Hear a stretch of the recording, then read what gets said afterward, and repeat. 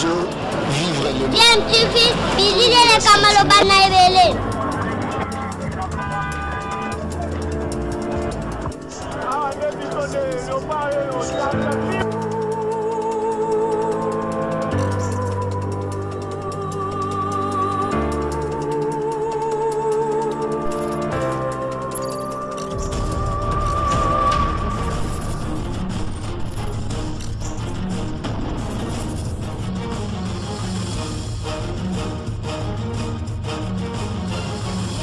DMTV toujours en avant.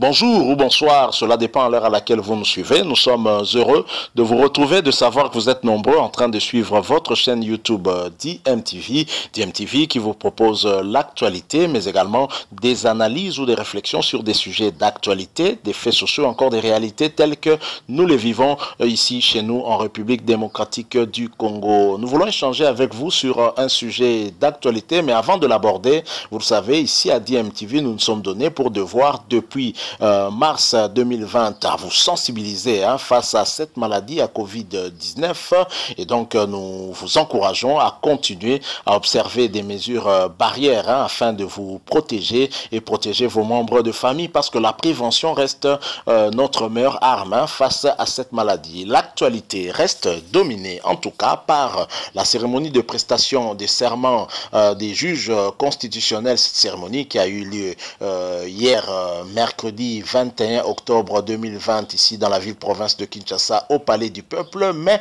cérémonie en l'absence des présidents des deux chambres du Parlement, la présidente du Sénat, Janine Mabunda, ainsi que le président du Sénat, Alexis Thambwe Mwamba, ainsi que leurs collègues députés et sénateurs membres du FCC. Vous le savez, une réunion avait eu lieu ici à Kinshasa où le FCC a enjoint à tous ses députés et sénateurs de ne pas participer à cette cérémonie de prestation de serment, cérémonie illégale puisque les nominations du chef de l'État ne respectaient pas la constitution de la République démocratique du Congo. Il vous souviendra que le directeur de cabinet du chef de l'État avait adressé une lettre au président des deux chambres du Parlement leur demandant, au nom du chef de l'État bien entendu, de préparer cette cérémonie de prestation des serments, mais ces derniers ont réservé également une réponse au chef de l'État en réaffirmant leur refus de préparer justement cette cérémonie, vu qu'ils avaient déjà dit au chef de l'État lors de la réunion interinstitutionnelle réduite à ces deux institutions, le président de la République ainsi que le Parlement, le 13 octobre 2020, où les présidents des deux chambres du Parlement avaient clairement dit au chef de l'État que cette cérémonie ne pouvait pas avoir lieu. Fallait peut-être qu'il y ait des discussions en vue d'essayer un peu d'aplanir les différends qui opposent justement le chef de l'État au FCC quant à ces ordonnances du 17 juillet 2020. Alors, en marge de cette cérémonie, nous avons vu le soutien de Jean-Pierre Bemba et de Moïse Katumbi au président Félix Tshisekedi Tshilombo, puisque Jean-Pierre Bemba a demandé à ses députés de participer à cette cérémonie. On a vu des députés MLC présents dans la salle et même Moïse Katumbi avait demandé aux députés de l'ensemble pour la République de se présenter à cette cérémonie. On a vu la présence également de Bahati Lukwebo, sénateur et président du parti AFDC et allié. Alors, que signifie cette prise de position de Jean-Pierre Bemba et de Moïse Katumbi par rapport à Martin Fayulu? Est-ce que Bemba et Moïse Katumbi se rapprochent un peu plus de Félix Tshisekedi et laissent de côté de plus en plus Martin Fayulu? Visiblement, tel que les choses se passent, on peut avoir des raisons de répondre à la positive par rapport à cette question, au vu du fait que Martin Fayulu avait affirmé très clairement lors de sa rencontre avec Théodore Ngoy, ancien candidat président, mais beaucoup plus en tant qu'avocat des deux juges qui avaient été promus par le chef de l'État Félix Tshisekedi de la Cour constitutionnelle vers la présidence de la Cour de cassation, mais ces derniers avaient refusé de quitter. C'est d'ailleurs l'un des points qui oppose en tout cas le chef de l'État au FCC. Et Martin Fayulu avait très clairement pris position en faveur de ces deux juges de la Cour constitutionnelle et avait émis les vœux de voir Félix Tshisekedi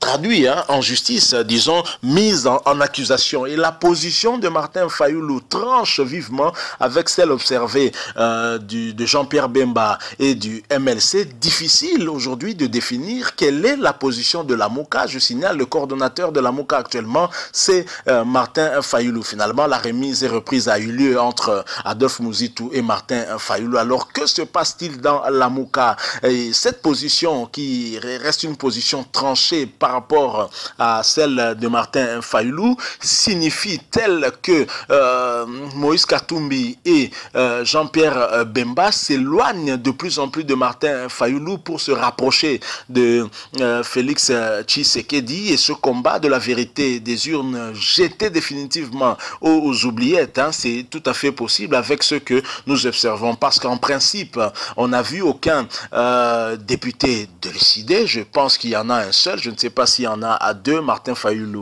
lui-même, mais les membres de Nouvel Élan de Muzitu également n'étaient pas présents. Donc la MOCA est divisée en deux pôles. Nous avons le pôle Moïse Katumbi, Jean-Pierre Bemba, qui prône une opposition républicaine. On a de l'autre côté le pôle Muzitu, Martin Fayulu, et la division devient de plus en plus perceptible, et on se demande pourquoi la MOCA continue encore à exister alors que ses leaders visiblement ne partagent plus la même vision, ne voient plus les choses de la même façon. Face à cette bataille entre Cash et le FCC, peut-être que pour Martin Fayulu, il faudrait rester en dehors et observer qu'ils se battent entre eux, mais pour Jean-Pierre Bemba et Moïse Katumbi, à l'allure où vont les choses, il pourrait très clairement soutenir Félix Tshisekedi en cas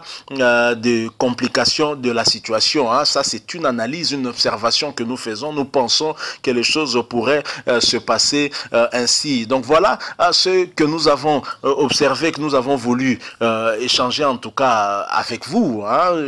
Comment expliquer que la MOCA, qui constitue en tout cas, on va dire, un corps, n'a pas pris une position unique, mais que l'on voit des présidents, des dirigeants des partis politiques membres de la MOCA prendre l'initiative individuellement, et c'est là qui nous étonne un peu. On a vu du côté du FCC une initiative qui a été prise au niveau du FCC, mais également du côté du Cash, on a vu des députés, des sénateurs et des membres du gouvernement, membres de l'UNC qui fait partie du Cash, malgré la situation que connaît Vital Kamerhe, répondre présent, soutenir le chef de l'État dans cette démarche. À noter également que parmi les 3 juges constitutionnels qui ont prêté serment hier, il y en avait un qui était aussi partie prenante au procès de Vital Kamerhe. Juste une parenthèse que nous refermons rapidement. Voilà le sujet que nous avons voulu échanger avec vous un peu rapidement par rapport à ce qu'on a observé, ce qui se passe dans la MOCA, une espèce d'hypocrisie qui continue. Peut-être que Jean-Pierre Bemba et Moïse Katumbi ne se voient pas continuer à s'opposer à Félix Tshisekedi et voudraient peut-être envisager un rapprochement qui permettrait de travailler ensemble. Pourquoi pas? On verra bien ce que nous dira. En tout cas, comme disent les Britanniques, on va attendre, wait and see, on va attendre et voir. Mais en tous les cas, je pressens et je vois qu'à ce jour, Jean-Pierre Bemba, Moïse Katumbi sont beaucoup plus proches de Félix Tshisekedi qu'ils ne sont avec Martin Fayulu ou encore Adolphe Muzitu. La politique en République démocratique du Congo et ses surprises, c'est toujours ainsi que les choses se passent ici. Nous sommes arrivés à la fin, on a voulu faire cette petite réflexion. Je ne sais pas si vous allez la partager avec nous. C'est un constat qu'on a eu à faire en rapport avec ce qui s'est passé hier, mercredi 21 octobre 2020 au Palais du Peuple. Alors si vous avez aimé, laissez-nous un like, mais vous pouvez également émettre un point de vue contraire ou un point de vue qui serait le même que le nôtre au travers des commentaires. On pourrait échanger avec vous bien entendu, et abonnez-vous également si vous ne l'êtes pas encore à votre chaîne d'IMTV. N'oubliez pas de cliquer sur cette petite cloche de notification qui va apparaître une fois que vous allez vous abonner et elle vous permettra bien sûr d'être alerté à chaque fois que nous mettrons une vidéo ici. Protégez-vous, le coronavirus n'a pas encore été vaincu. Nous devons continuer à observer des mesures barrières afin de nous protéger, protéger les membres de nos familles. Il y va en tout cas de notre santé, de notre sécurité. Vous le savez, la prévention reste notre meilleure arme face à cette maladie. Merci infiniment à vous pour nous avoir accordé quelques minutes de votre temps. Nous espérons vous retrouver très prochainement avec un autre sujet d'actualité. En attendant, portez-vous bien et DMTV vous dit au revoir.